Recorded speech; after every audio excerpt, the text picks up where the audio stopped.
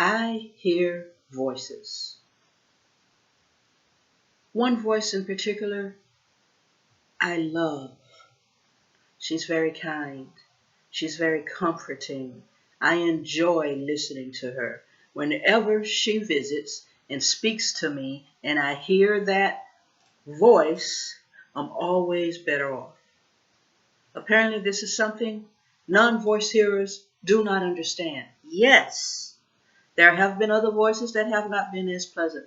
Yes, there have been other voices that have led me straight into crisis, into the hospital. But this one particular voice, when she comes, I welcome her. And I wrote a poem about it. Saturday, went to a poetry reading club, got to read several of my poems. I usually write about what it's like to be living with the label mentally ill. I think I got a good reception in my first round of poems, and we went around and everyone else read their poems, and then it came back again for a second round, and on the second round I read the poem about her. I titled it She, S-H-E, She.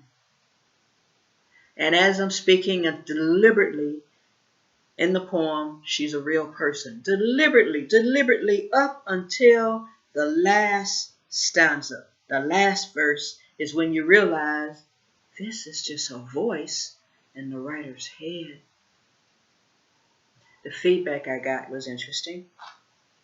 The room, of course, was filled with people who are chronically normal, at least based on the feedback. Well, isn't it just yourself, really? Isn't it just a positive part of yourself speaking to you? Wouldn't that be a better way to put it? First, when I first finished, there were questions. Is the person real? Or is this make-believe? And that was the effect that I really wanted. Just leave that question in the mind of someone who has never experienced this before. So I answered and said, this is a voice that I hear. I have been diagnosed, and I'm a voice hearer. This is one of the voices that I hear. It's really just yourself talking to you. It's really just this. It's really just that. Couldn't you just say that?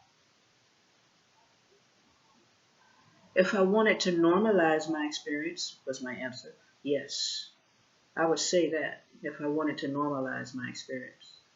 And I often, every day, every freaking day that I deal with other people, I am normalizing my experience. Every freaking day, I am translating my experience of myself. I translate it into everyday English so as not to throw up roadblocks where people don't even get to the content of what I'm saying because they're stuck on how I'm saying it.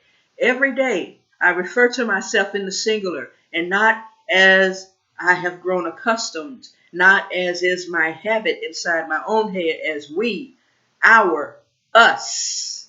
Every day I refer to my thoughts as my thoughts and not she said and he said and I was thinking when they said. That's the way I really think. But I can't speak that way because people who are normal are chronically normal, stuck in their normal ways and cannot bend just to imagine what it's like to have a different brain, to have a brain that experiences things just a wee bit differently. Then the person argued and said, it would be a lot healthier if you was to put it that way. Of course, I'm thinking it wouldn't be the same poem. Now would it? There is such a thing as creative license, and there is such a thing as being authentic to your own experience of yourself. All you voice hearers out there, be authentic to your own experience of yourself. And all you people who are labeled with various mental illnesses, schizophrenia, bipolar disorder, schizoaffective disorder, all the different labels that are out there, don't let other people define your experience for you. Use your own language to define your own experience. I plead with you. Take care.